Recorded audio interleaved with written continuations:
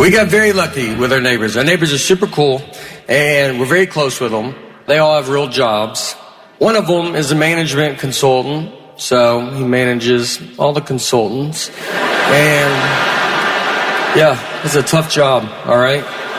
There's a lot of consultants, and he's like, you better get back, you know? You just can't consult up in here. So, he's busy. Our other neighbor's an actuary. I thought that was with birds. I was like, what's that bird right there? He goes, I don't know. And I was like,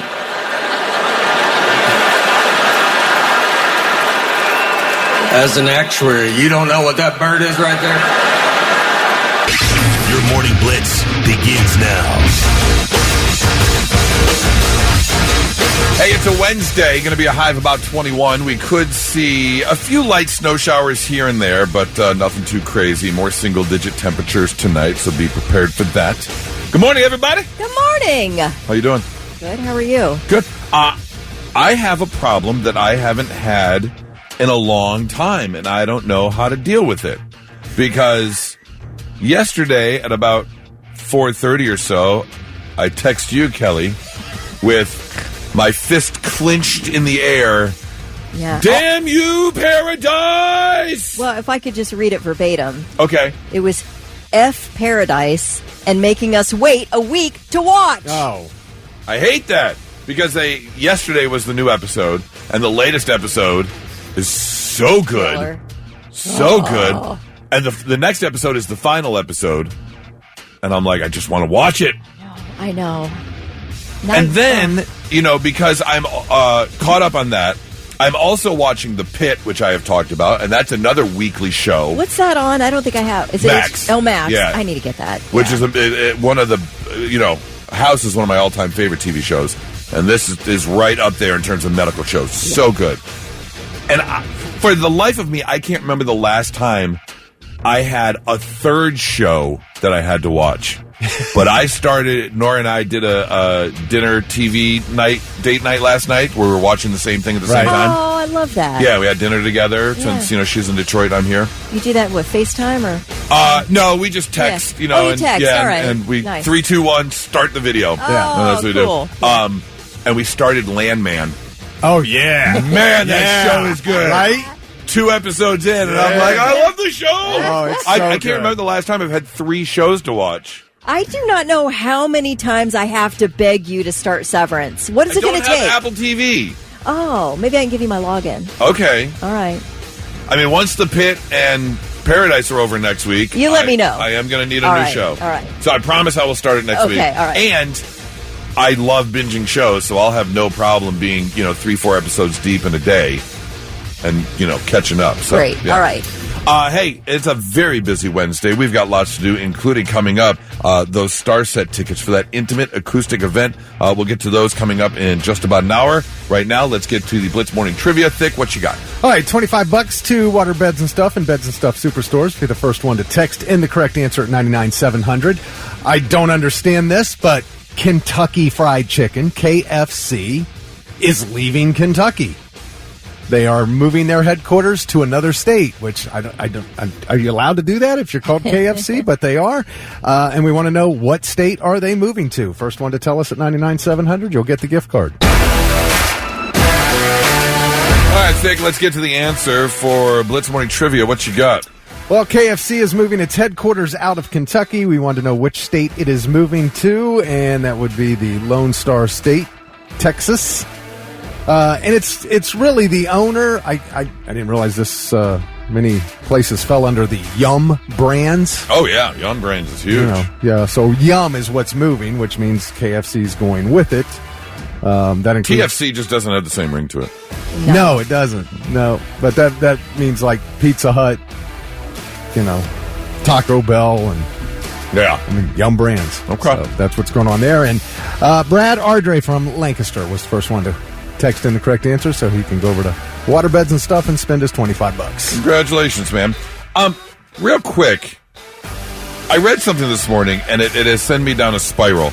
And before I Google this, I want to ask your opinion on the whole thing, because the letter U in French with the accent over it is only used for one word, which is OU, which means where in French. Okay? Okay. Now, there is also the word OU with the U without the accent over it, and that means or. Now, I bring this up because I just learned on the French keyboard, the letter U with the accent has its own key on the keyboard, even though that's the only place it's used is in that word where, OU. But it's such a common word, it has its own place on the keyboard. But that got me thinking, and I've never thought about this before, because every day we go to work, we go home, we're using our laptops, we're looking at about the same QWERTY keyboard is what we call it, the QWERTY keyboard. What do keyboards look like in other countries? Yeah, that is so weird. Like, because they have their own alphabets. Yeah. We've got 26 letters. Some countries have more. What about China? Right. That's got to be a nuts situation. So I haven't Googled it yet, but I'm very curious. Yeah. What keyboards in other countries look like? Because, I mean, do they have the same amount of, special characters on the numbers? This says there are over 54,000 distinct Chinese characters. Like, you need an entire room for that keyboard. Yeah, how did... Wait, what? Yeah, what it... Chinese computer keyboards. Well, no, they're about this. Kind of looks like ours, just with Chinese characters on it. Oh, no. But look at the... Yeah, no. That's the translation That's one. the translation. Yeah. That's great. Anyways, all right, so that just sent me down a little bit of a spiral this morning. It's about the same, but not really. Okay. Which language has the hugest computer keyboard? That's what I want to know. Oh, that's a good It's got to one. be Chinese. Do you think so? Yeah, I think. I don't know. Hey, if you're having a bad start to your day this morning, I'm very sorry, but at least it's not this bad. I want to share this story with you because there's a guy who is going viral for how his morning went straight to hell in 60 seconds. 60 seconds! Day's ruined. Apparently, he had a late night, but he needed to get up early, so he was exhausted when his alarm went off at 8 a.m. I think we've all been there, stayed up a little too late, knowing that alarm is coming. So when his alarm went off, he fumbled trying to hit the snooze button. And in the process, he actually hit the power button a bunch of times, which set off the emergency SOS on his Google Pixel phone. So his usual alarm turned into a blaring siren, which then, of course, is starting the process to call 911. But I guess on the Google Pixel, there is also a emergency setting where it will send your location to certain people in your emergency contacts so they know how to find you. Not only that, but on this particular phone, it will also send photos and videos so they, again, can see your surroundings and know where you're at. Problem was, he was in bed waking up, and he sleeps naked. So he had 12 emergency contacts that were all sent a picture of him belly button down with nothing on. I mean, literally sending D-pics to 12 emergency contacts. Now, fortunately, he was able to have a good sense of humor about it. He texted everyone saying, hope this gave everyone a good laugh before anyone gets all serious. I know I can change my SOS settings on my phone, and thankfully nobody was upset or offended. But can you imagine you're rolling over for the first time in the morning, and you just got a big ol' eggplant from a friend of yours, and you're like, excuse me, sir. It is too early in the morning for that. I did not ask for this picture. If there was ever a day to shut everything off and go back to bed. Oh, 100%. Like, screw this day. Yeah, if that's the way my day is starting, then I'm back to bed. I'm calling in pantsless to work, saying can't make it. Just not my day. Yeah. Useless. Yeah. I mean, you would at least want an opportunity to give a better angle. It's probably not your best showing, is what I'm saying. Right. You know what I mean? Right. Sometimes you got to give it the little. Sometimes you got to give it a little pre-tug before you send the picture out. Like, you want to make sure you're showing off your best. You can't just be sending it all willy-nilly without any prep. Right. You got to give it a couple taps. Wake up, little buddy. Come on. We got photo time. We got 12 people to send this to. That's right.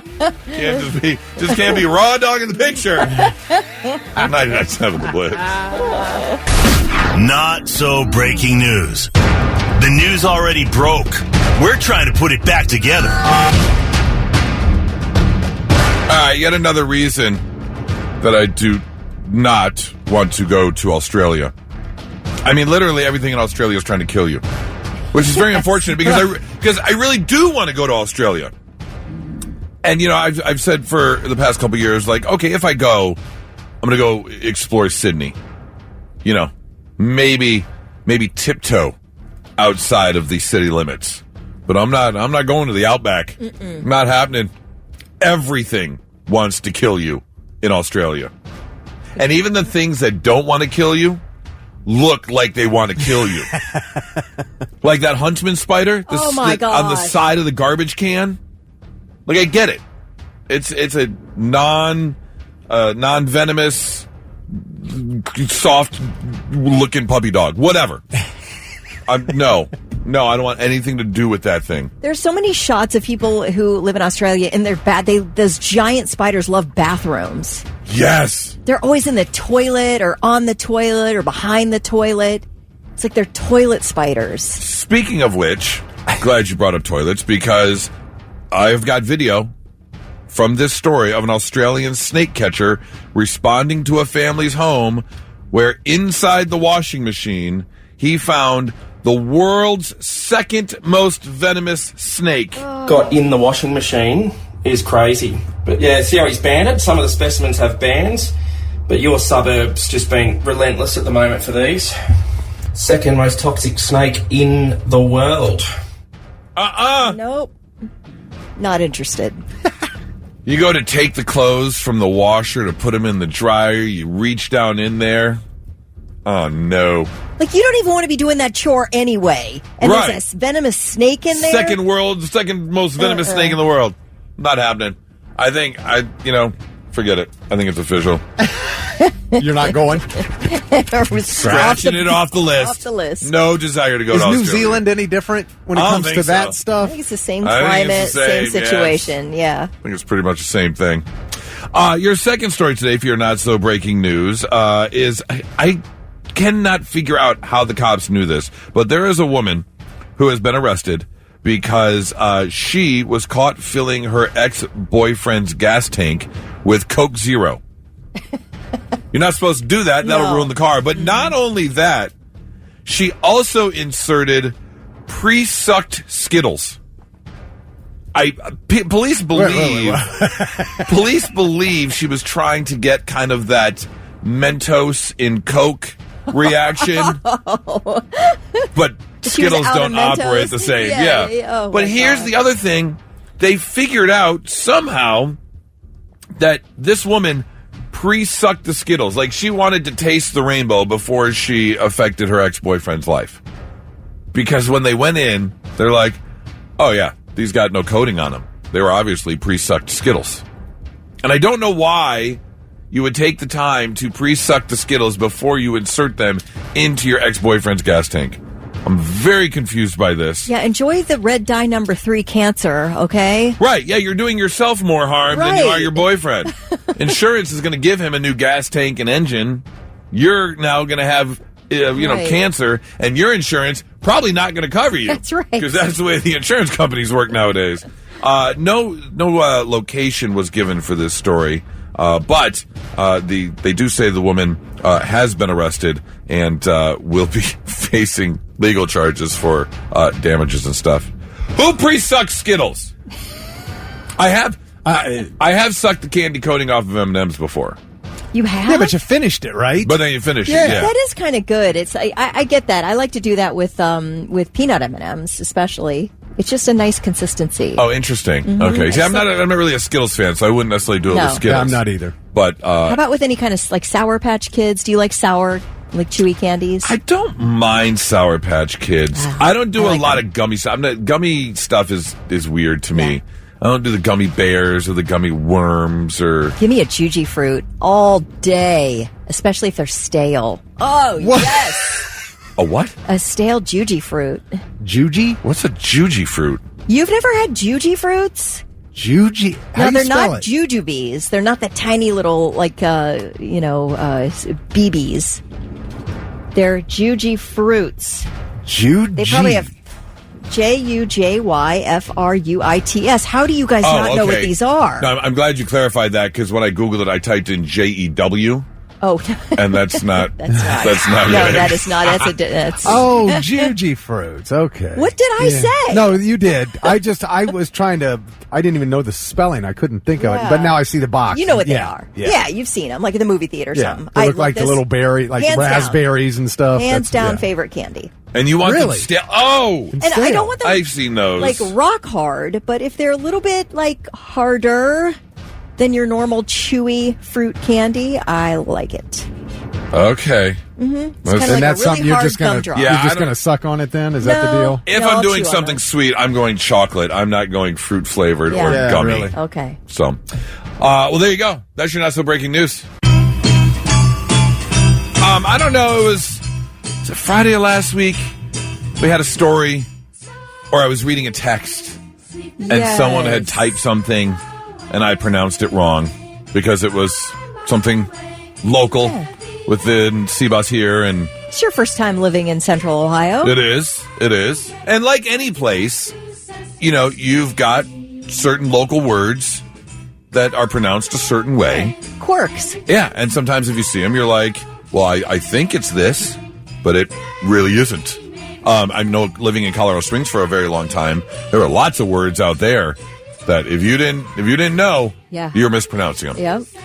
So Kelly decided that it would be a good idea to get me acclimated and to learn some new Columbus words. So I'm taking a Columbus word test. All right. This is good. It's sort of more a broader Central Ohio to Ohio test. Okay. But a lot of stuff in Central Ohio. Okay. That you will need. I think you've seen the list. Yep, I have it. Okay. These are all words that you have given me for local and regional. Regional. Yeah. Yeah. To see if I can pronounce them. Wow, you're going to start off with this one. Well, it's got to be the Olentangy River. No. Close. Olentangy. Tangy. Yes. Olentangy. Olentangy River. Okay. Not tangy. It's not This the one orange drink. ends up converging with the next one that I have for you. Okay, I actually, before we get to this next one, because Nora brought this up when she came down to visit, and it was her first time here too, a couple weekends ago. And this word is everywhere. Yes. What is this? Scioto River. That's pretty good. Say it again. Scioto River. That's pretty Yeah, good. I'll give you that. Scioto. It's Scioto. Scioto. Scioto. Ends with a zero. It ends with a zero. Ends with an O, but it's pronounced So this river across the street is the Scioto River that runs all the way Okay. here. Well, and then the Scioto Club is over there, and then Yep. the Scioto House is down there, Yep. and Dublin. then the Scioto Scioto Derby Men's Road. Club is down there. Yeah. Scioto Derby Road's over here. I'm real close What to is that. Scioto? It's the a river. Scioto River. Oh, it's just the river. It's a long ass river. Oh, okay. Is it like an Native American maybe word Yes. or something? Yeah. You got Dublin Scioto High School. Yes, You know. especially if your eyes are looking toward maybe the northwest portion of the Columbus area, you'll be seeing Scioto everywhere. It's everywhere. Yeah. Yeah. Okay. All right. Patascala. Nope, I'm going to hit him twice on that. that is Patascala. There you close. go. Patascala. Oh, I thought- Yep. Patascala. Patascala. Yeah. Okay. That I've is heard out east. A lot of people will say Patascala the first time. Patascala. You know. I want a Patascala. Lancaster. Nope, that one's gonna get you a lot. How is that not Lancaster? It's not Lancaster. It's Lancaster. Lancaster. Is that the same thing in Pennsylvania? It's Lancaster, Pennsylvania, isn't Lancaster, Pennsylvania. But here it's Lancaster. Lancaster. Yeah. I'm gonna That's all right. I'm gonna F that up It's every single okay. time. This is good, though. You'll learn these, and then you'll be fine. Okay. I text this to Nora on my drive because because I think I said, I think I know what I said to her. I said, if I was this, it would double my chances of a date on Saturday night. By curious. Oh, that's the first time I've ever heard that pronunciation. Wow. Bikerous. That is Bucyrus. Bucyrus. Hey, Bi-curious is what we're calling it from now on. When I was a kid, the first time I thought it was Buckarus. I can see Buckarus, Or yeah. Buckeye. Yeah. Buckyrus. Bucyrus, yeah. So it's Bicerus. Bucyrus. Bucyrus. Bucyrus. All right. Belafonte.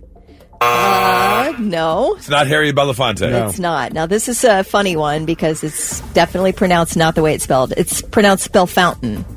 Oh, come on. Yeah, it is. Yeah, Bell Fountain. Bellefontaine. Yeah. Okay. A lot of people say Bellefontaine. All right. Is this Lima or Lima? It's Lima. Yeah. Okay, it's You Lima. got it. Yeah, okay. Gallipolis. I knew it. Nope, it's Gallipolis. Then Police. You'd think. Make it easy. Now, some people will say Gallipolis, but I do think locals call it Gallipolis. Gallipolis. Yeah. Gallipolis. Gallipolis. Yeah, Gallipolis. That's Gratiot. It's Gray Shot. Yeah. Come on, that's Gratiot. Up in Detroit, that is a major road called Gratiot. Okay, I think that you could get away with Gratiot. They usually say Gray Shot. Yeah. Gray Shot. It's east of Buckeye Lake, Gray Shot. Yeah. Someone screwed up and told you it's Gray Shot when it's really Gratiot. Yeah, they were playing like that telephone game Yeah. from Michigan Yep, down to Ohio, and we absolutely. got it wrong. Okay, got it. Chili cloth. Chili cothe. Chili cotti. Chili. What the hell is it? Chillicothe. Chillicothe? Yeah, that's another Native American word. All right, is this Rio Grande or Rio Grande? It's Rio Grande. No, come on! There's All right, a lot of Indians in Ohio, man. Whoever came to Ohio first, that group of people all sat down. We're like, okay, we live here now. We need to start naming places. So what they did was.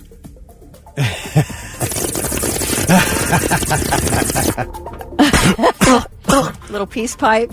Rio Grande. Well, I mean, they were, Rio Grande. all the Indians. It is Rio Grande. Okay, Rio Grande. LaRue. That is Leroux. Oh, All right, LaRue. I thought it was LaRue. This isn't Berlin. It's Berlin. It's Berlin. hey, Yeah. Goose, I just learned that today. I Berlin. thought it was Berlin. That So, you make so one that's of- not Lake Berlin up It's there? the little Amish country city there, or town or village, is Berlin. Okay. Yeah. Nikki texted in Wapakoneta. Oh, I forgot about Okay, that is very last on the list that we have there. Oh, I'm sorry. That's I was okay. looking at the text rolling That's in. a Okay. good effort. It's Wapakoneta, and the locals Wapakoneta. just call it Wapak. Right above that, is that Tuscan Wars from Star Wars? No. That's do it Tuscarwas. close. Oh, God, you're so close. Tuscarwas. Close. Tuscarawis. Tuscarawis. Tuscarawis. Yes. Tuscarawis. The one above that is Magnum PI. Muskingum? Close. Muskingum. Yeah, Muskingum. Muskingum. Yep. This is the sound I make when I have something caught in my throat. Cuyahoga. Wait, say it, though. Cuyahoga. Yay, look at that. Some people say Cuyahoga, No, they do not. Yeah, they do. I've never heard but that you can get away with Cuyahoga, but All they right. do say Cuyahoga. Never heard that. This is Worcestershire sauce. Worcester. It's Worcester. Worcester. But it's just a slight difference, but they'll know. Okay. If you walk up there and say Worcester, they'll go, "Oh, you're not from around here, are you?" Worcester. Worcester. This is the capital of Turkey, Istanbul. No. Tubula. What? Excuse me? Ashtabula. Ashtabula. Astubula. I like that. Selena? Selena. Salina. And that's your last one. You did pretty well. Next week we'll do streets. Those words are ridiculous. Do the 1, 2, 3. The one you thought was Lancaster. You're going to be using this a lot. Lancaster. Very good. Very good. Bell Fountain. Rebecca texted in Kinnikinnikick. Oh. Kinnikinnikick. I forgot about that. Kinnikinnikick. Wait a minute. Mahoning. Nikki says Mahoning. Mahoning River. Yeah. Okay. Kashaktan. Kashaktan. Oh, we forgot that one. We forgot that one. Kashaktan. And then what's the Kinnikinnikick? I don't know what that one is. Let me see. Okay. Kinnikinnikick? I don't know. That's a lot. I do have one. Sunbury? Yeah, Kinnikinnick. Kelly texts in Sunbury? Sunbury, yep. Sunbury. Okay. Ryan says. How about this? Gahanana? Dun dun dun dun dun. Gahanana. Dun dun dun dun. Gahanana. Dun dun dun dun dun. Gahanna. That's one that actually sounds like it looks. Okay, that's a good one. That sounds like you won't need it very That sounds often. like a medical condition in your balls. Yes. Natahootin. It's Janaten Hutton. Unbelievable. Coming up next, we have got some very special tickets. Starset is doing an intimate acoustic event at Brewdog Tap in Canal Winchester coming up next Wednesday, a week from today, actually. These tickets, $125 a piece. We're giving you $250 worth of tickets, and this is going to be a very intimate show. It's like secret time. You're not going to find out until right before the show happens. It is going to be absolutely unbelievable. So if you want to go see this very intimate acoustic event with Starset, we've got your chance to win tickets. And now, the 3 things you need to know before you go. I feel like this may be about to be big news, so let's just start with it. 88-year-old Pope Francis has pneumonia in both of his lungs. Vatican says the hospital confirmed it with lab tests and a chest x-ray and says the Holy Father's clinical condition continues to present a complex picture. The Pope has been hospitalized since Friday. 120 skiers and snowboarders were rescued after a lift malfunctioned at a resort in New Hampshire. It happened 2 p.m. Monday at Pat's Peak in Henniker. Resort goers were left dangling in the air for about 90 minutes. It was freezing. 90 minutes. And the wind was wild. So, I mean, if you've skied, which I know you've skied. I've snowboarded, yeah. Yeah. When you're on that lift, we've all 3 been on a lift with, like, brutal winds. Mm-hmm. It's 9 degrees. That wind is whipping. It is so cold up there in a lift. They made a movie about that where the 2 people were stuck on the lift, like, overnight. Oh! Yeah. They were like freezing to the Did bar. Did they have to eat each other? I don't think so. They didn't get that hungry. They didn't get that hungry. Gotcha. But call me when that movie's made. Well, they have to eat each other on the ski lift? You're on the ski lift and you're left there so long that you just you got to start taking chunks out of each other. You know, we found out yesterday in learning some stuff in the 9 o'clock hour that humans are actually not that healthy. There's only 650 calories per pound of muscle as opposed to like 1,800 calories when it comes to like boars and other wild animals. No kidding. So you got to eat a lot more human. Hey, 800 calories is 800 calories, man, when you're starving. It's true. You know what I mean? So, yeah, apparently the rope that runs the lift up the mountain came off the cable because of high winds. Like, you probably shouldn't have been running the lift. Shut that thing down, right. Don't you? Yeah. But once ski patrol and the fire department arrived at the scene, I guess they had to throw up rope that they tied around themselves. I'm not exactly sure how this happened. The skiers tied ropes around themselves, and then they were lowered to the ground 30 feet below.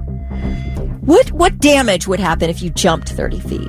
That's pretty high. Yeah, you're like snapping probably, ankles. You're yeah, snapping okay, ankles. yeah, that's not an idea. Yeah, especially in your skis or on your snowboard. Yeah. And especially in those ski boots because you got that weird like Michael Jackson lean going on. Yeah, where you got to kick all that off. Forward, yeah. Yeah. But if there's not a whole bunch of powder below you, You're toast. You're snapping ligaments. Right. Actor Guy Pearce is up for Best Supporting Actor in the movie The Brutalist, and he was on a Hollywood Reporter podcast this week to talk about it, and was asked about what happened on the set of the 1997 movie L.A. Confidential. He starred in that with Kevin Spacey. So in the past, Guy Pearce has said that Spacey was difficult and he was handsy. But in the podcast, he did go into more detail, saying he was not assaulted, he was not molested by Kevin Spacey, but he was made to feel very uncomfortable, that Spacey was aggressive, that he felt targeted because of his age. He said he was young then and felt targeted, and says the only days that he felt safe on set was when co-star Simon Baker was also shooting, because he was so much better looking that Kevin Spacey would focus on Simon instead. Oh. So he says this week in this podcast. Well, what does Kevin Spacey do but make a video response and posted it on X? Well, here's his response. You really want to know what my response is? Grow up. Did you also, by the way, tell the press that a year after we shot LA Confidential, you flew to Savannah, Georgia, while I was shooting Midnight in the Garden of Good and Evil, just to spend time with me? I mean, did you tell the press that too? Or does that not fit into the victim narrative you have going? So anyway, I apologize that I didn't get the message that you don't like spending time with me.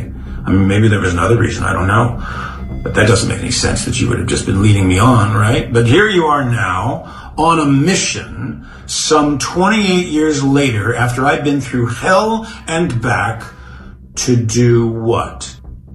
I mean, you want to have a conversation? I'm happy to do so, anytime, any place. We can even do it here, live on X if you like. I've got nothing to hide. But Guy, you need to grow up. You are not a victim. Okay, so there are like little pieces I cut out because I didn't understand what he was trying to say. But when you like imply that somebody came to visit you on set because they had feelings for you, like, you came here, I don't know why. Well, maybe it was because whatever. It's just a weird move that you're like sort of blaming. But I mean, you're right. I would never blame a victim. But if you're coming out saying you felt uncomfortable and putting this stuff out there, but then take the time to go visit him a year later, right, then were you really that uncomfortable? Yeah. Right. You know. But I think I would never, say Guy isn't telling the truth or didn't feel uncomfortable. And Guy Pearce says he dealt with it at the time. I don't know what that means though, but who knows? I don't know. I just think it's a weird move to basically say, let's talk about it on X. Also, you must have had feelings for me. I'm sorry, I didn't realize you didn't have feelings for me because you came to visit me. I'm not saying it's illegitimate. It just felt like a weird response. Or maybe I'm the weird one. Do you think I'm being too sensitive about it? No, again, I don't feel like want it's like arrogant. He seemed so arrogant. It did sound a little arrogant, for sure. But I think maybe possibly for all the accusations that have come Kevin Spacey's way, yeah, and then you've got another one which isn't true. Might not be true. I don't want to say isn't true. Might not be true. That you're finally over it, and you're like, I'm not taking any more of this. Yeah. I've got enough real accusations. I'm not taking the fake ones and the people that are jumping on the bandwagon. I see your point. Maybe he's just mad at the whole situation. Yeah. And I think the thing about X was he's like, we can talk about it here, there, wherever you want. Like, he's saying, even on X, I have nothing to hide. I think he's just saying, I'll do it right out in the open in public. We can discuss this. Okay, now, could I encourage you to watch the video, because his face was really ticking me off when he was talking. Really? Yeah, and I think Kevin Spacey's probably one of our generation's greatest actors. He's right, phenomenal. I love him. Yeah. He's amazing. Yeah. But I tell you, it was just kind of weird and aggressive. I felt put off by it. I didn't feel like, oh, you know what? You are making like some good points here. And maybe I felt like it was like, man, okay, now you're telling him you came to the set because you were in love with me type situation, or I don't know, whatever. Maybe I'm being a little overly sensitive about it. He has every right in the world to respond and defend himself. You're right. Right. So you can defend yourself from false accusations. Yeah. Or put, like I said, if I made you feel uncomfortable, there'd really be no reason for you to come visit me a year later. Right. if there were some sort of feelings there. So, I don't know. Yeah, okay. All right, I accept that. I do accept your interpretation. Those are your three things. All right. All right, here we go. We've got a pair of tickets for Starset's intimate acoustic event at Brewdog Tap in Canal Winchester next Wednesday. Tiffany's on the phone. Good morning, Tiffany. Good morning. How are you on a Wednesday? I'm good. On my way to work. Oh, very nice. Well, let's see if we can kick off your day in the right way with these very exclusive, very expensive tickets. $250 for this pair of tickets for this show. And because Starset is all about the space theme, and they wear the uniforms and stuff, we are going to play a game called What Fits Inside Uranus. Okay? So, basically, these are all questions about Uranus. The planet, of course. Okay. So, here we go. Your first question, Tiffany. How many Earths fit inside Uranus? I don't know. Take a guess. How many Earths do you think fit inside Uranus? 5. Kelly, you got a guess as to how many Earths fit I inside think it's Uranus? less than that. I think you're close. I'm going to go 4. Vic, you got a guess? I'm with Kelly. Really? Yeah. Way off. 63 Earths fit inside Uranus. What? Yeah. No kidding. Uranus is the the third biggest planet in the solar system. 63 Earths Yeah. fit inside Uranus. You could go 4 across, but around the whole circumference. Dang. 63 Earths fit inside crazy. Uranus. That's wild. Yep. All right, Tiffany, question number 2 for these Starset tickets. How long would it take you to drive around the circumference of Uranus?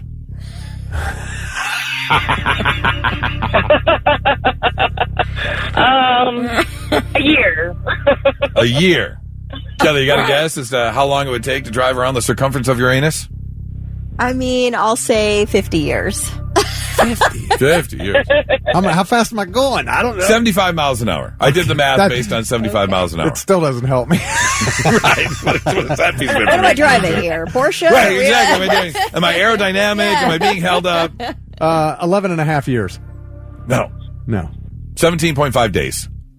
Oh. Right. Oh, wow. That's how long it would take you to drive around the circumference of Uranus. But she was closest. She was closest, yeah. Yeah. Tiffany. Yeah. Tiffany, what gas gives Uranus its color? I'll tell you this right now. I'll tell you this. Oh my gosh. The answer to the question, what gas gives Uranus its color, is an obvious answer. An obvious answer. An obvious answer. Dealing with Uranus. Carbon dioxide. No. Thick, you had a light bulb go off. Do you know what gas gives Uranus its color? Yeah, I'm trying to think of methane. Methane. Yeah. Yes, methane. Oh, my God. Gives Uranus Of its course. color. Yes. It Of course. it absorbs all the red light, so it reflects back the blues and greens. Nice to know. Yeah. All right, final question, Tiffany, for these Starset tickets. There are 2 Disney princesses that love to hang around Uranus. Which 2 Disney princesses love to hang out around Uranus? Oh, my God.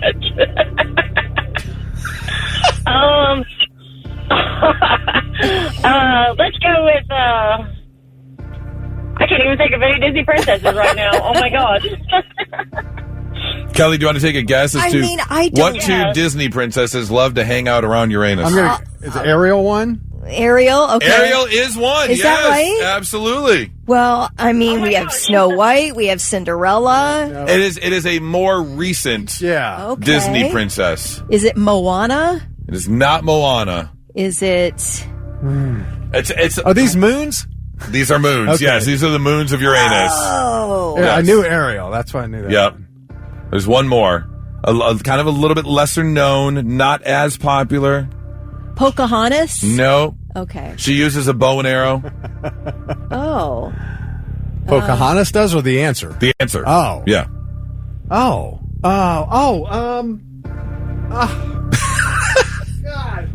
We're all stumped. Is it Katniss? It is not Katniss. No, not a Disney princess. No. Redhead. Oh. Oh, my God. Oh, this is grilling me. I know Come on, people. I know it. I know it. I haven't even It's seen right the movie. there. I just can't think of it. Isn't it called Brave? Isn't that the movie? Oh. Oh, I don't know. Oh. What is her name? Miranda. Miranda? Oh my God. Ariel and Miranda are two of Uranus's moons. She sings. Okay. Yeah. They love to hang around Uranus. So, you know what, Tiffany? You played along. We had some fun with you. We'll give you the tickets anyways, okay? You're going to go check out Starset at the Intimate Acoustic event at Brewdog Tap in Canal Winchester next Wednesday. The very special instructions about these tickets. So you hang on the line. We got to get you some info and give you some info, and we will get you hooked up, okay? Okay, All right, thank you. Tiffany, hang on. Thank you. All right, here we go. Blitz Morning's trying to be relevant and trendy because this is like the thing that's going on the TikToks right now. It's called the Blind Top 5. If you want to play along, grab a pen and paper or keep mental track because this is how it works. Myself, Kelly, Thick, we've got a piece of paper numbered 1 through 5. And I've got a category here. I'm going to name things in those categories, and you're going to put it in your list. Number 1 being the best, number 5 being the worst, obviously. The problem is you don't know what's coming next. Like last week, we did fast food restaurants, and Kelly got a little screwed because your least favorite ended up number 1 because you saved that number 1 spot. I thought you were going to hit me with a Wendy's. You hit me with a Burger King. So you got stuck with Burger King as your number 1. That's right. All right. Today's Blind Top 5 is 90s TV shows. 90s TV shows. I'm going to give them to you one at a time. You're going to fill them in, but you're not going to know what's coming next. So here we go. Your first 90s TV show is Full House. Somewhere on the list, 1 through 5. Write it in there. Full House, your first 90s TV show. The Blind Top 5, your next 90s TV show, Fresh Prince of Bel-Air. Fresh Prince of Bel-Air. Where are you going to put that on your list of the Blind Top 5? All right, here we go. Third on the list for 90s TV shows, Friends.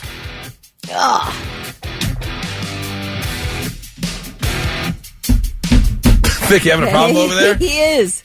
Did you already give up a spot you didn't want to give up? No. Okay. No. I just All right. You just don't know I don't know what's how coming next. I don't know how bad or how much better the shows are going to get. Absolutely. All right. Number 4 out of 5 for the Blind Top 5. Seinfeld. Okay. Okay. Seinfeld. And your last one, Saved by the Bell. Damn it. Blind Top 5 Okay. for 90s TV shows. Kelly, let's start with you. All right. Blind Top 5. We've got Full House, Fresh Prince, Friends, Seinfeld, and Saved by the Bell. How did they end up on your list? I am happy with my number 1 choice. It would absolutely be my number 1 choice. That is Seinfeld. Number 2, Fresh Prince. Number 3, Friends. Number 4, Saved by the Bell. And number 5, Full House. I might have swapped my 4 and 5, but otherwise I'm happy with You're happy where with I your put list. everything. Yeah. Okay. Yep. Interesting. All right. Thick. No, see, I got Kelly this week. You got boned this week? I kept waiting for a better show. And I end up with Saved by the Bell at number 1. Okay. And it would have been last. It would have been last. It would have been last. Interesting. Okay. I almost put Fresh Prince first, and that's what I should have done, because out of those 5 shows, that's what I would have number 1. All right. So you ended up with Saved by the Bell at number 1, even though you don't want it there. And then I would have had Seinfeld number 2 and ended up number 3. Full House, I had it 4. That's where I put it, because I thought there would be something worse. Okay. And there was, but I ended up number 1. And then I ended up with Friends 5th. Oh, no. Yeah, so not a good list. But Friends was the third one on the list, but you put it at number 5. Yeah, that's right. You would have had other spots to put it in. Well, and that was the right move for based on what I had available, because then I got Seinfeld at 3rd. And I would have definitely had Seinfeld, it would have been Fresh Prince, Seinfeld, and then Friends, Full House, Saved by the Bell, if I was making the list. Okay, right. Interesting. What'd you do? Because, for me,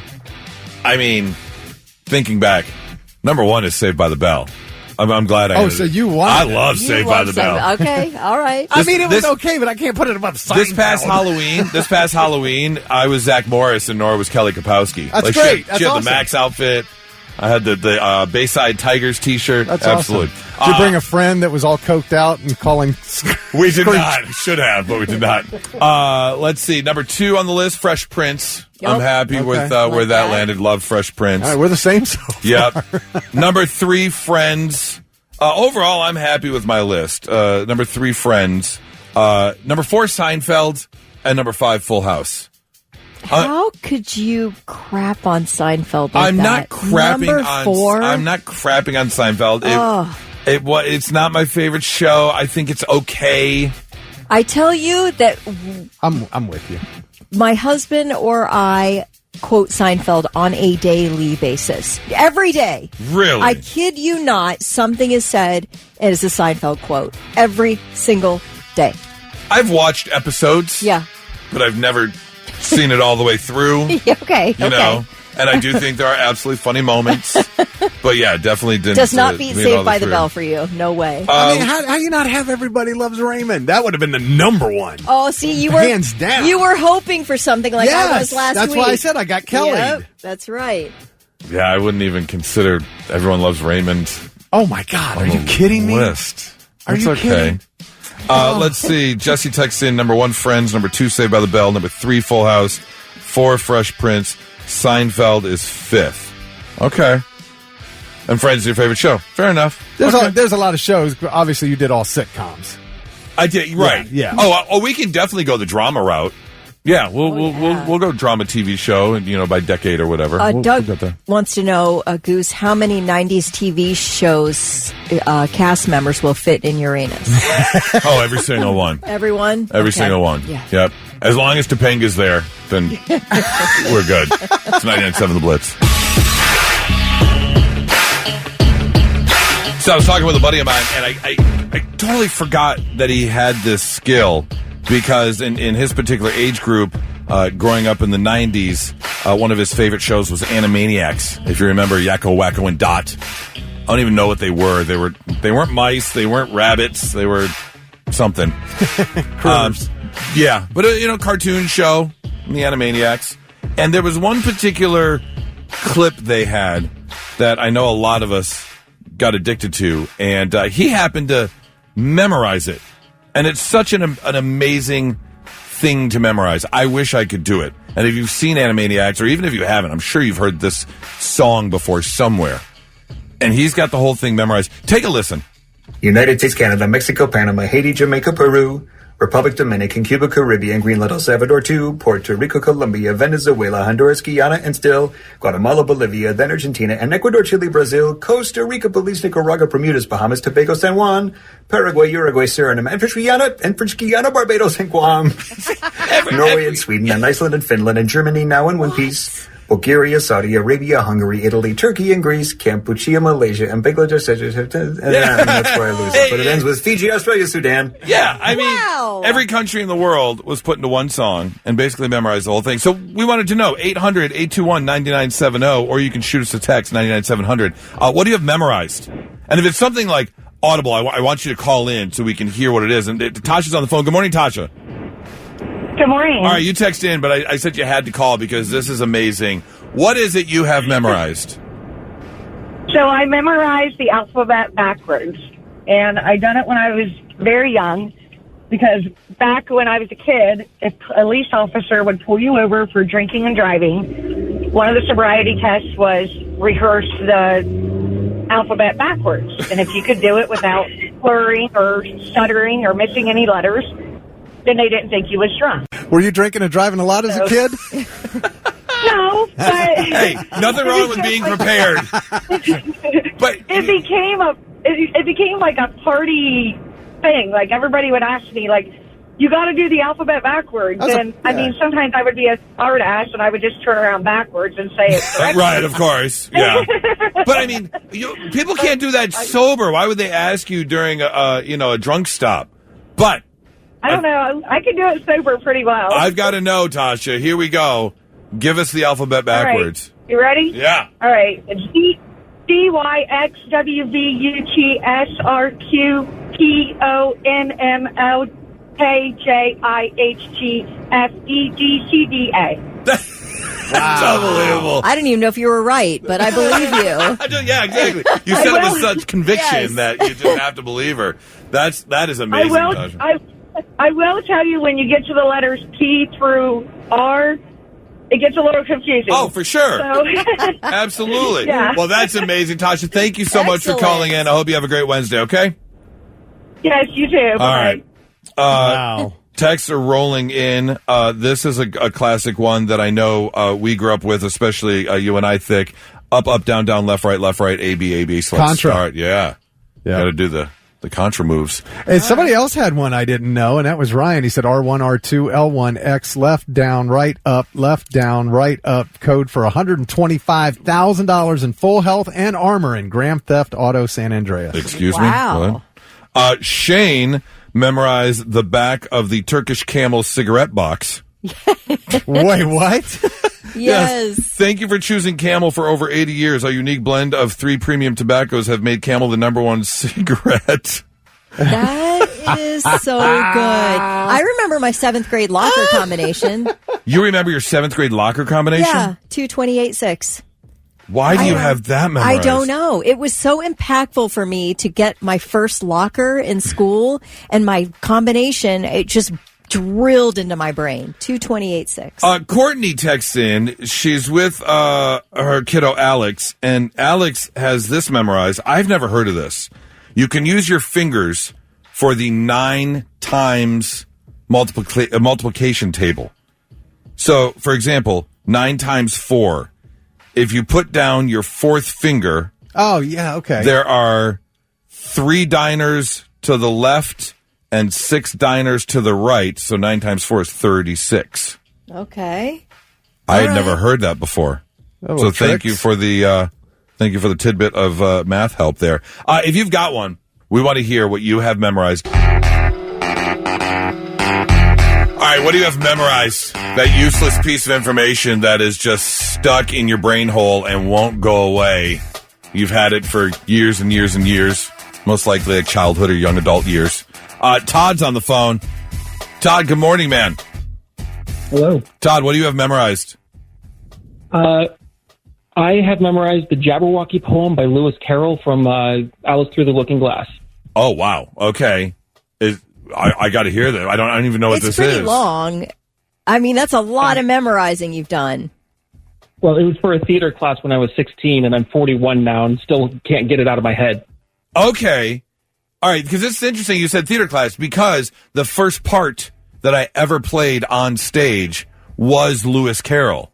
Wow. In summer camp, we did a version of Alice in Wonderland, but we mixed it with modern music. So when she first goes into Wonderland and she's meeting all the characters, we sang "People Are Strange" by the Doors. Yeah. And so I mixed in this modern music, but I played Lewis Carroll as the narrator, and I was kind of walking Alice through Wonderland and stuff. So I'm very curious. I want to hear this. This is Go impressive. Ahead, Todd.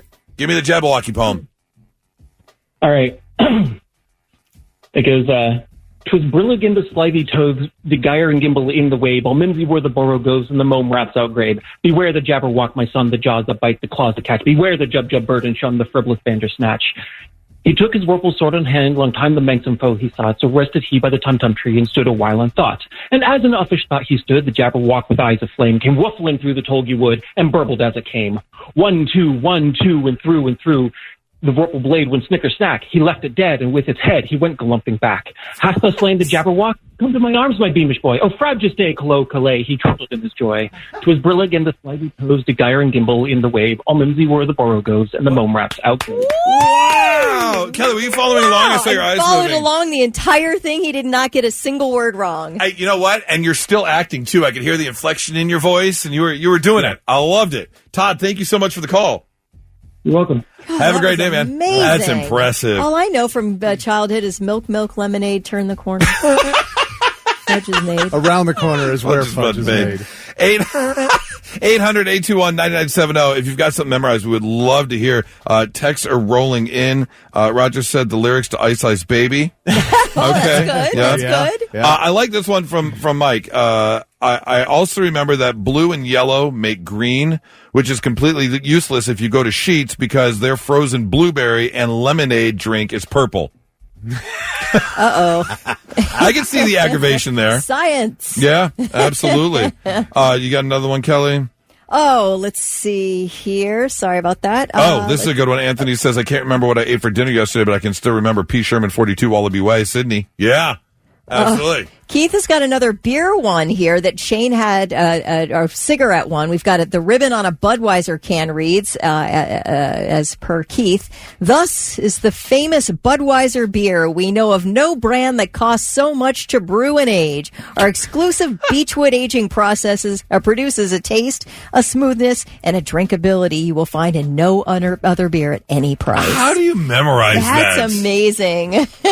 Nick says, I'm an engineer. I can't remember some of the formulas we use that I have to use every day, but I played Pokemon so much when I was a kid. I know what everything evolves to and how it evolves, at what level it evolves, and when they learn moves in the game. Yeah, I guess if you play a game long enough, then you would memorize what it does. Thick, I didn't ask you, what do you have memorized? Well, after listening to Todd, man, it's nothing. It's nothing worthwhile. I mean, that was really amazing. That was incredible. But what do you have? What do you have? My name is Maximus Decimus Meridius, commanders of the armies to the north, general of the Felix legions, loyal servant to the true emperor, Marcus Aurelius, father to a murdered son, husband to a murdered wife, and I will have my vengeance in this life or the next. Russell Crowe, who? Good job. Gladiator. Okay, the Gladiator speech. It's classic, legendary. I can quote, I would say, 73.6% of the movie Top Gun. Really? Yeah. I could do the same with Pump Up the Volume. Oh, really? Okay. I've seen it 1,000 times. I could do it with Staying Alive. I know it's not 1,000. Yeah, you too. I'm not kidding. Oh, no, Staying Alive is Saturday Night Fever too. Yeah. Okay. The movie itself, you can just But I don't know if I could do it as well as you could do Die Hard.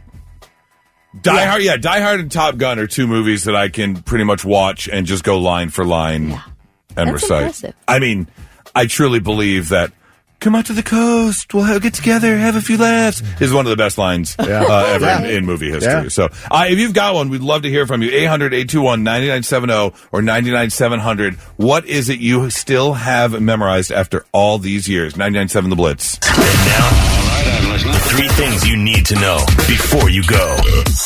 City of Columbus is currently pothole patching. The Department of Public Service says crews will be out every day filling holes. Freeze and thaw cycle, of course, over the winter creates pavement problems, and you can report potholes through dialing 311 as long as they are on city-maintained streets. They'll come by and fill it up. As the investigation continues into why that Delta plane crashed, flipped upside down, and caught fire in Toronto Monday, which you sent a video of that yesterday, Goose. I knew there was going to be one, and sure enough, there was. The side, the side view as the plane was coming in for a landing. You could see kind of that bent landing gear. Yes. It kind of bounced and then rolled over, and sure enough, that one wing just snapped off and it rolled over on its side. How no one died in that crash. Smoke and fire and everything. Unbelievable. And that is what aviation experts are saying, along with passengers. They're amazed that nobody was killed.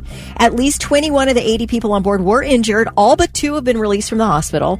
And experts are crediting numerous safety features and design improvements for the lack of deaths. Because it did appear catastrophic.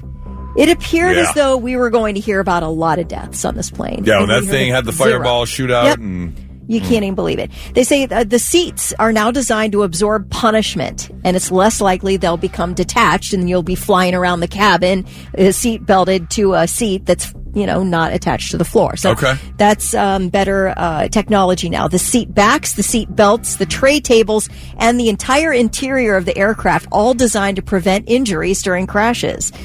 Crew members, of course, are well trained on evacuating passengers, which we saw how they were getting people out of there. They're, helping the passengers. And we also saw that amid a crisis, which typically happens, that people will pull together, the passengers, to be all too willing to help each other get out of the plane.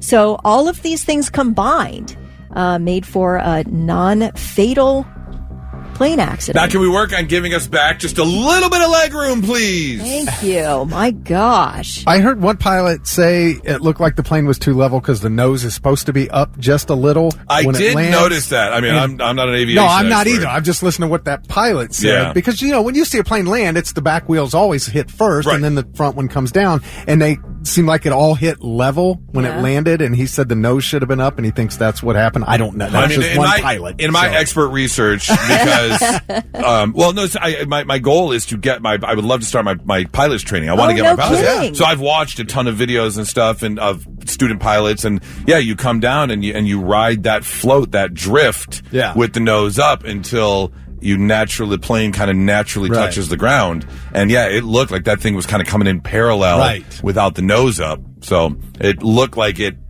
hit a little harder than a normal landing for sure. Yeah. Well, Monday we talked about the big name SNL alumni who did not attend the 50th anniversary special. We have some sort of explanation now. Dana Carvey had the flu. Oh, okay. Bill Hader and Dan Aykroyd both have long-standing scheduling conflicts. Can see that. That's what they're saying. Colin Quinn and Dennis Miller were also absent. Now, Colin Quinn was performing stand-up in Raleigh, North Carolina the night of the special. You feel like he probably could have moved that if he would have wanted to, but he didn't. Dennis Miller, of course, not at the 50th, was also not at the 40th. In fact, the only time Dennis Miller has been on SNL since he was unceremoniously led out the door in 1991 was at the 25th anniversary special in a tribute to Phil Hartman. That's the only time Dennis Miller's made an appearance. Dennis Miller was out in 1991? 1991. Really? Okay. Did anybody miss him? I did. Night? I love Dennis Miller. I am a huge fan. He was a great Weekend Update anchor. Yeah. But he is interesting. Not the 50th, but the 40th. He did an interview and was asked why he didn't show up. And he says he absolutely loves Lorne Michaels. Lorne Michaels gave him a career. He said, but he and his family were moving and it was going to be their last weekend in their old house together as a family.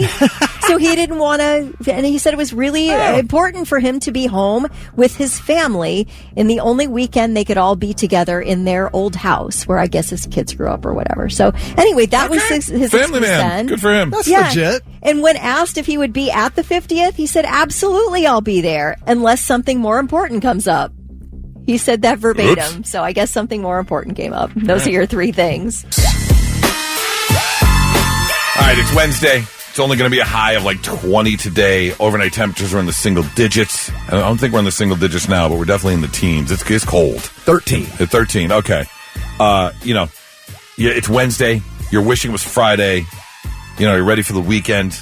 Just not having a great start to your day. Well, let's see if we can make it feel a little bit better, because if I'm ever having not a great day, I go to one of my favorite websites called F My Life, and that's all about people who post about terrible things that have happened to them, and then hopefully, makes you feel a little bit better about what's going on in your life.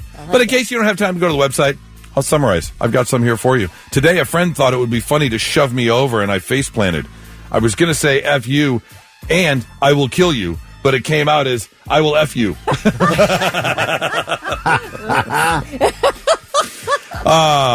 Today I walked into the kitchen at the exact moment my uncle decided to bend over in short shorts. Apparently his ball bag decided it needed extra room because it dangled out the pant leg. Oh.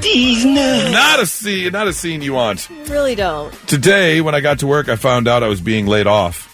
2 hours later, I found out my boss had actually put me on the wrong list. I was elated. Still had my job. I went to lunch, and on the way back, I got rear-ended in the rain, so I was an hour and a half late getting back to work, so I was fired upon returning. Oh, you got hit? Oh, no. You got hit in an accident and you got fired for being late? Don't you think that would be a valid excuse? Oh, my God. Come look at my trunk. It's in my back seat. Right. Like, come on. That's foul. Today, I found out that my roommate had mistaken my toothbrush for his dog's. So for the last month, he's been using my toothbrush on his dog, and the dog's favorite meal is fresh cat poop. Oh, man. Today, after a very painful mouth surgery, I went home to take a nap. Then my nose started bleeding, so I stuck a tissue in, and I fell asleep. However, when I woke up, I was so high from the painkillers that when I saw the tissue, I thought it was a ghost. I screamed so loud I burst 3 stitches. Could you imagine waking up thinking you have a ghost on your face? Oh, my gosh. Today, my friend and I thought it'd be funny if he could if we could both fit into big sweatpants. When we tried to take a step, she fell on top of me. She started laughing and then peeing uncontrollably. We had to cut ourselves out of the sweatpants. Oh, let's see. Someone's having a rough day. Today, I caught 2 kids passing notes to each other in my class, so I told them to see me afterwards. When one of the kids eventually came up, I noticed he was crying. He looked at me and sobbed out, I was trying to make my first friend. Oh no. Oh, my gosh. Oh, that's a kick in the heart. Today, I tried to make a dramatic exit after arguing with my sibling. I slammed the front door behind me only to realize my hoodie string got stuck in it. So I had to awkwardly knock for them to open the door again so I could get free. Did you get clotheslined by your own hoodie? Just jerked back. Yeah. That's the worst when you're trying to make a statement exit and then something goes wrong. Yeah. I did that one time years and years and years ago. I got in a fight and I was dramatically leaving. And I wanted to do the peel out in the car. Yes. I'm angry. My car didn't start. So I had to get out and go back in the house. Can you call AAA? Right. Yeah. That makes you even madder. Yeah. Yes. When your planned dramatic exit doesn't work, it makes you even angrier. Today, I was painting my new house when my neighbor introduced himself. Mid-conversation, he said, "The lady who lived here was nice, but just couldn't get over her husband hanging himself in the garage. Or her son shooting himself in the basement. I'll never sleep again." Oh, what's the period of disclosure? Right. There are some states where murder or suicide is not a disclosure. It's not a requirement? Yeah, it's not a requirement. I didn't know it was anywhere. I think some states. Is that right? I think some states. Yeah, there might be like some sort of statute of limitations. Like if it's past 3 years, you don't have to say something, or I don't know what it is. Would you live in a house where a murder or suicide took place? I feel like if it was one incident, no matter how the death happened, I don't believe like in ghosts or haunting or anything. So yeah, I think if I loved the house, that wouldn't bother me. If there were multiple, I might think. I might think differently. Okay. I might think, okay, maybe I'm wrong about the hauntings. Vic, you? As long as it's been thoroughly cleaned up, right. Yeah, I wouldn't care either. All right, last one. Today, an old friend of mine... What's that? I don't want any blood that's dripped down through the floorboards or anything. Right. You know what I mean? No, I get it. Yeah, absolutely. Today, an old friend of mine landed in Spain, where he was visiting me. After a few minutes talking about where we should meet, we realized the reason we couldn't figure out where each other was probably due to the fact that I live in Barcelona and he landed in Madrid. Oh, no. That's a valid question. Have you ever gone to meet someone and you're in two different spots? Yes. What was that distance? Like, were you different cities across a country, or were you like around the block, a restaurant? I'd love to know if you like went to go meet someone and went to 2 completely different locations by accident. Do you have one, Kelly? I'm sure it's happened. All I can think of is the Christopher Guest movie Best in Show, when the Parker Posey said she and her future husband, they met because they were at different Starbucks across the street from each other, right? And saw each other through the window. Yes, that's good. All right, there you go. Picking your spirits up a little bit with Half My Life. It's 99.7 The Blitz. Not so breaking news. The news already broke. We're trying to put it back together. All right. Egg prices might go up again thanks to weather in Tulsa, Oklahoma. That is because a semi-truck hauling eggs, and I mean like the 5 dozen, 60 in a box eggs, crashed in the winter weather on the expressway on the Will Rogers Turnpike. Minor injuries reported. This trailer on the back of the semi is just shredded. Eggs are... It looks like the cab of the semi-truck, the driving portion of the semi, got egged by teenagers. It's just really? covered in splattered eggs all over the place. No word on exactly how many eggs were on this tractor trailer or this semi-trailer, but they have a picture of them spilled out on the highway, and it's a lot. Thousands and thousands of eggs. Yeah. So, could prices bounce up again? Have to wait and see. Yesterday, if you did not hear the news, we have been talking about and following this asteroid that could hit Earth in 2037. We're going to see it in 2032. And they're saying that if this asteroid, and I quote, hits the keyhole, is what they're calling it, then it will be close enough to Earth where our gravitational pull will change the trajectory of this asteroid, which then will make it hit Earth in 2037. And yesterday, they upped the probability of that happening because it was at 1.1%. It went to 2.3%. It then went to like 2.6%, and now it's at 3.1%. Wow. So they keep upping the possibility of this happening. And I bring that up because we may now have a sign that things are coming to an end because the Doomsday Fish has washed up on shore. What? The Doomsday Fish. What is that? It is a almost translucent, bluish silver, eel-looking fish that usually lives at a depth of about 3,200 feet. But it has washed up in the Canary Islands. Oh, okay. And people are saying that predicting some dire situation. They have, back in the day, for many, many years, they have used this fish kind of as something to look at. Because they say that it has a sense that something is going wrong, so it comes to the surface. Yeah, it's made it out of the depths. Right. Wow. So, it's called the oarfish, but people call it the Doomsday Fish because it tends to show up when bad things are happening. So is that a sign that something's on the way? Well, why doesn't NASA just do their DART thing now? Or is it too far away right now? I think it's too far away now. Yeah. Will they do it in 2032? I don't know, Maybe. but they successfully, changed the trajectory of an asteroid in 2022. They hit it with a ship, and it made it move and go a different direction. So, but did it make it move enough?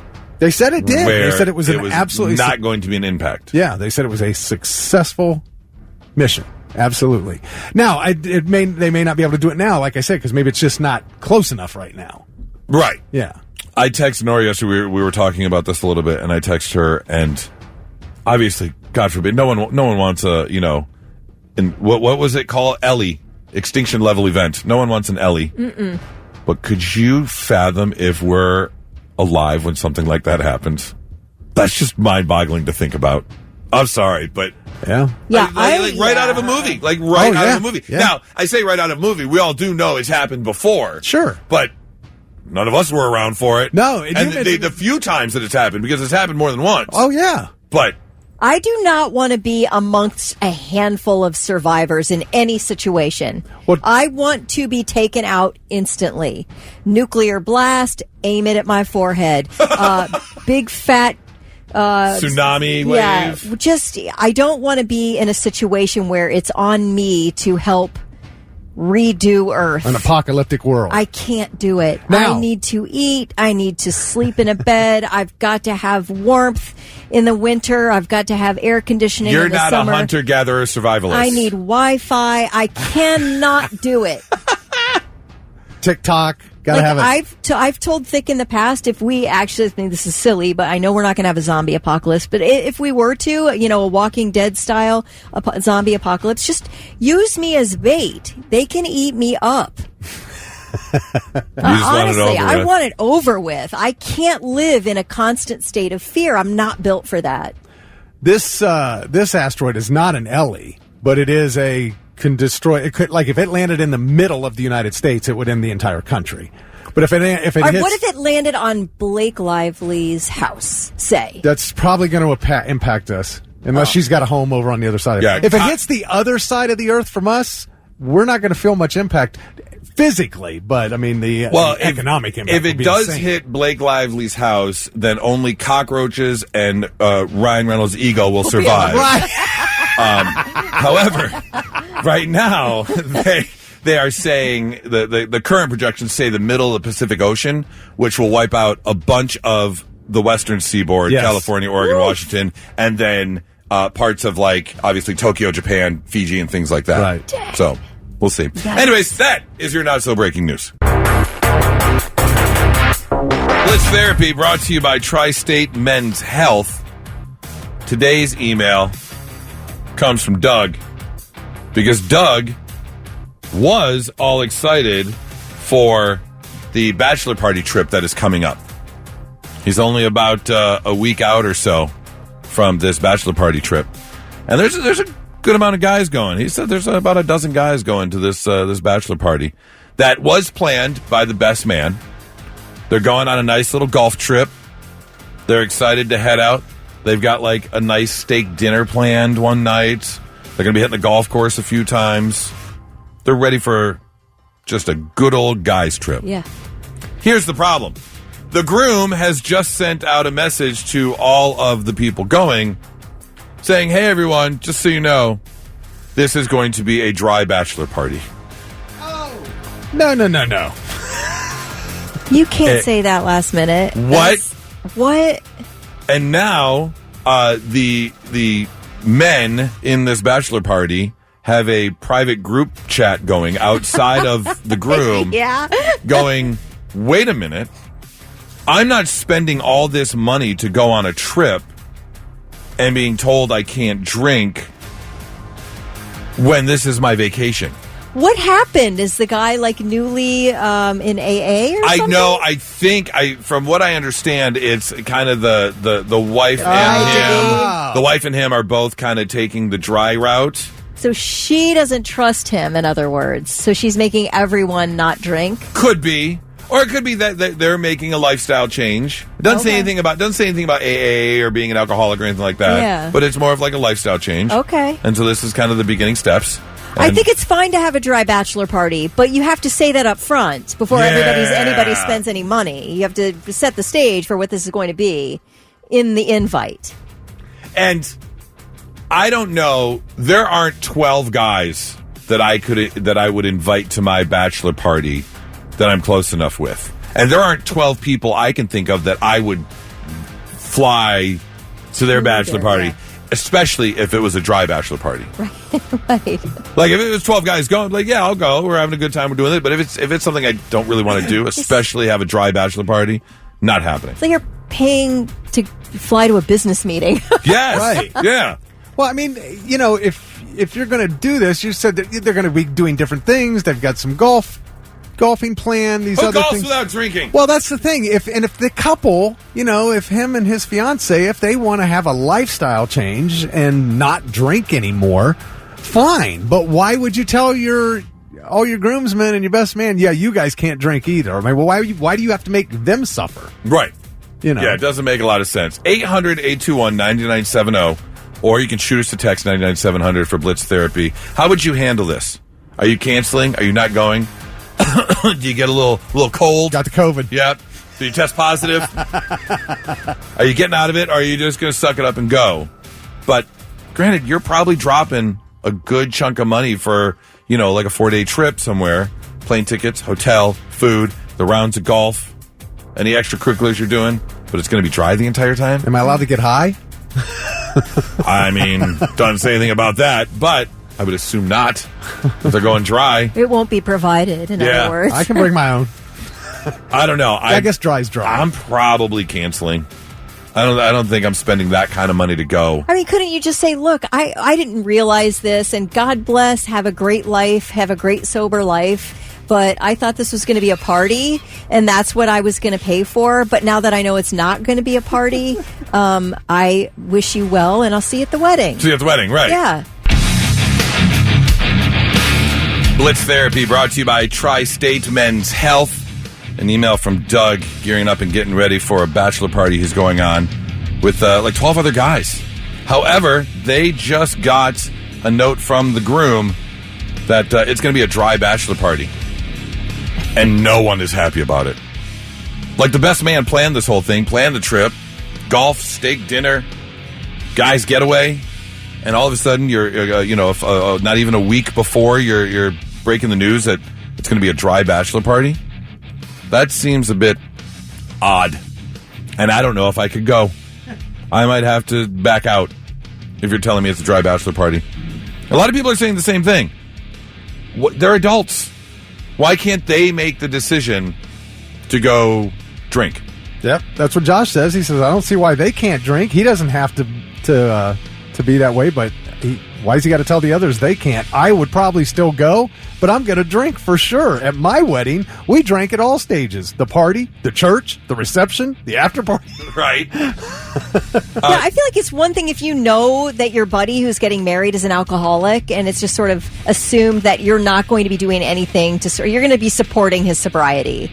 But if this is a huge surprise, I feel like it's okay to back out. I feel like the groom should understand that. Like, look, we were ready for a huge party, man, and you just threw a wet blanket on it. So let's either rework this thing to be like, let's go to the movies one night, or this is this isn't anything that anybody wants to do. Jake's going back to something you previously said, Kelly. He says, I'm with Kelly on this one. I think the bride absolutely doesn't trust her husband, and she's making him force this on all of them. Yeah. So it has to do more with the bride not trusting the groom. Yeah. And his Then they drinking. shouldn't have a party. I mean, she should say there's no bachelor or bachelorette party. You shouldn't get married. Yeah, maybe. If you don't trust the person you're marrying to go away with their friends, that's ridiculous. That's not a healthy relationship. If you can't trust your significant other to go away for a few days with friends, then come on. Mike says it would be different if the guy was footing the bill and he couldn't afford the alcohol. Then the friends could chip in for the drinks. He says, I can't even get on the plane sober. Okay, yeah. Yeah, absolutely. I mean, I know if we're going on vacation, it usually starts at the airport. Right. You're having a couple at the airport bar waiting for your plane to board. Yeah, especially nowadays, because I think everyone's scared to get on a plane. So you're definitely having a couple before you get on a plane. And your best buddies that you're inviting to your bachelor party, you've probably partied with them your whole life. And now you're going to stick some rules on the gathering. It feels a little off. Jennifer said something interesting. I really want to know now, but we'll probably never find out. The wedding will probably be dry, too. If it's not, then we know that she is the issue. Oh. Right? No, that's a valid point. If they're serving alcohol at the wedding, then... If they're not serving alcohol at the wedding, I'm going to say hello and then dropping off the present and leaving. Well, yeah. I mean, there's no way. I do agree with this. Matt says, I'm not losing any deposit that I've probably already paid because, you're doing golf. You got to put a deposit. A hotel, you're putting a deposit. So I'm going to be drinking if I choose to. Yeah, I don't know how you can stop people, adults.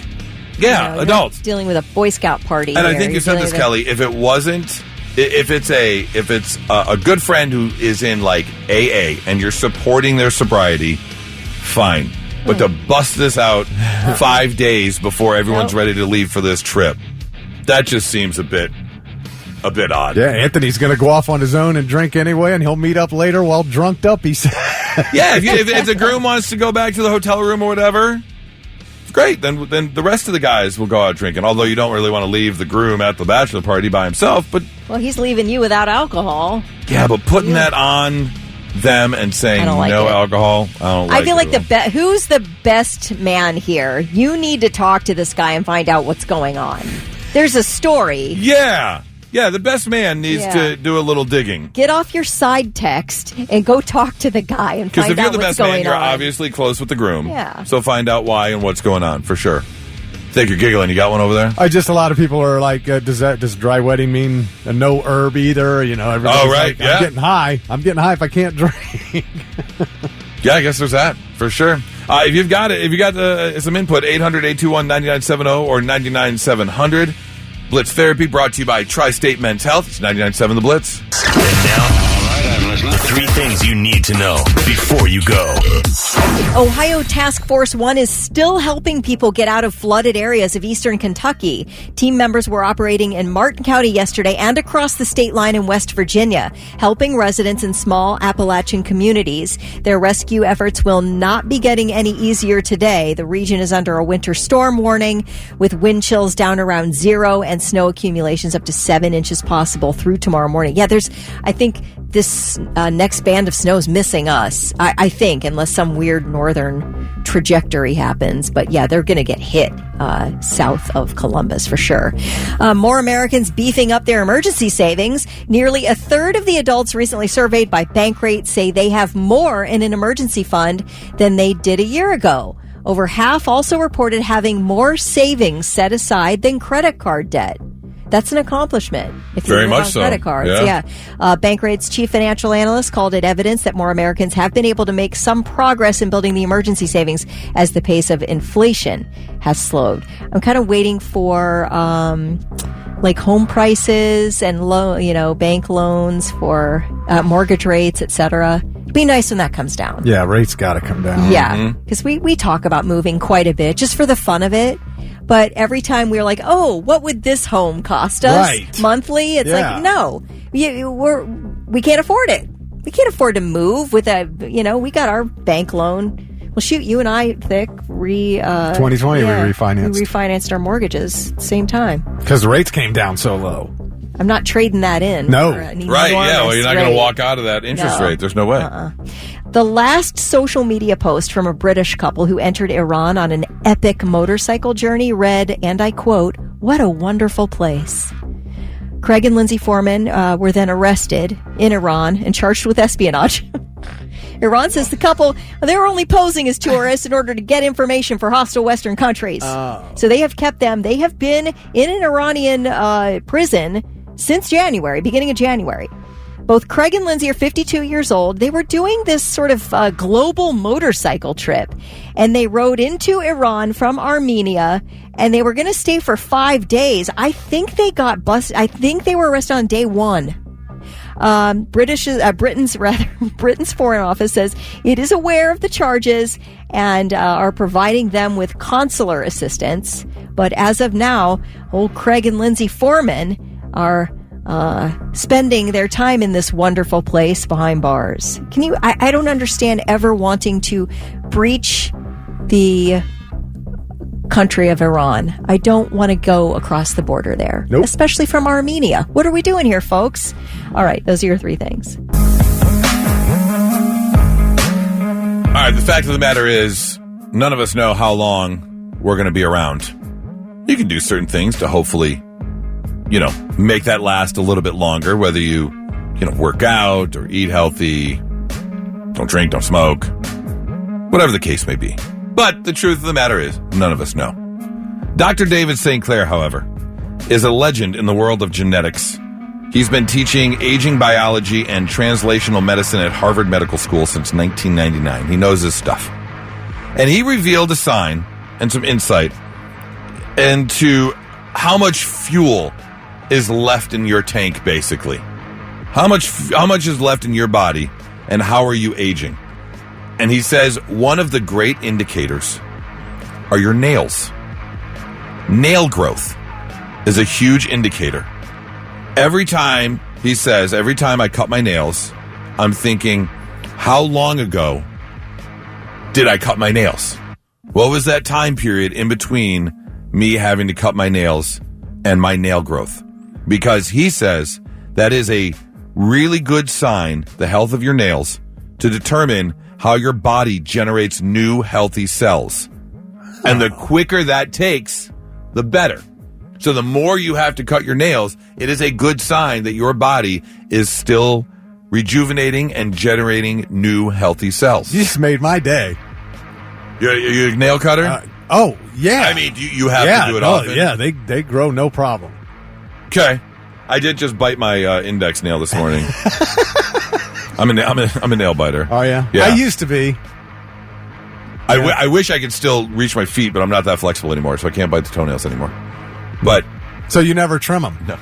No, I cut my toenails and I bite my fingernails.